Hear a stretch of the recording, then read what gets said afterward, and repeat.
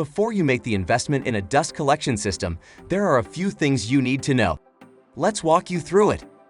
A dust collection system is more than just a cleanup tool. It's a safety necessity. In industries like woodworking, metalworking, and production, dust buildup can lead to respiratory problems, fire hazards, and decreased productivity. There are several types of dust collection systems to choose from. For small spaces, portable units may be sufficient. For larger operations, cyclone systems offer more efficient debris separation, while industrial systems can handle massive amounts of dust. But remember, the type of system you choose depends on the size of your workspace, the volume of dust you produce, and how much you're willing to invest. Before buying a dust collection system, here are the top 3 factors you need to consider. First, airflow capacity, measured in cubic feet per minute. This tells you how much air the system can process. Second, the filter type.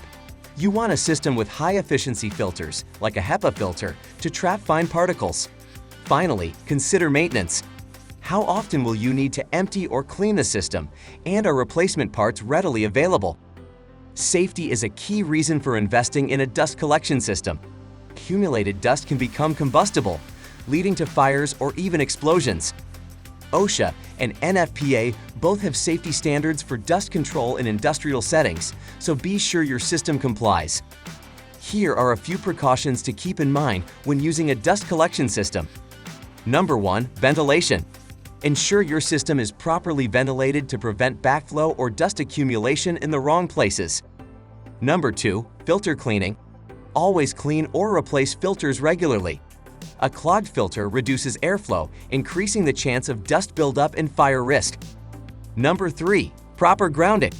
Certain dusts, especially from metalworking, can generate static electricity, which poses a fire hazard. Proper grounding reduces the risk of static buildup, which can lead to sparks and fires. Now that you know the basics of dust collectors and the key factors to consider, you're better equipped to make an informed decision. Found this video helpful?